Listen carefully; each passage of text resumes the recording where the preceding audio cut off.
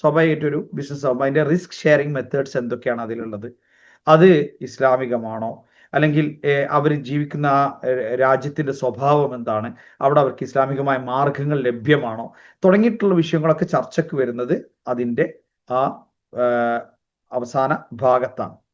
പിന്നെ ഒരു കോൺട്രാക്റ്റിൽ വരിക, ഈ ബിസിനസ്സിൽ നിന്ന് പരസ്പരം വേർപിരിയുമ്പോൾ അത് ഏത് രൂപത്തിലായിരിക്കും വേർപിരിയുക എന്നുള്ളതാണ്.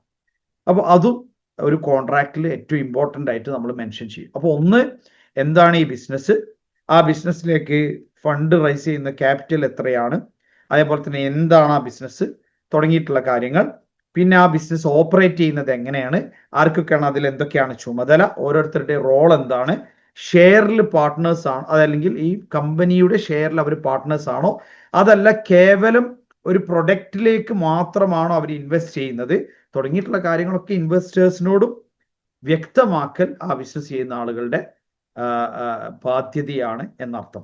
ഇനി പിന്നെ അതിൽ നിന്ന് പിരിയുന്ന സമയത്താണെങ്കിൽ സ്വാഭാവികമായിട്ടും എങ്ങനെയാണ് ആ പിരിയുന്നതിന്റെ ടേംസ്, അവിടെയുള്ള ഷെയർ വാല്യൂസ്, ആ വാല്യൂ കണക്കാക്കിയിട്ട് എത്രയാണെന്നുള്ളത് അതിനനുസരിച്ചിട്ട് സ്വാഭാവികമായിട്ട് ചിലപ്പോൾ നല്ല നിക്ഷേപിച്ച പൂർണ്ണമായ തുക തിരികെ ലഭിച്ചോളണമെന്നില്ല, ചിലപ്പോൾ അതിനേക്കാൾ കൂടുതൽ തിരികെ ലഭിച്ചു എന്ന് വരും.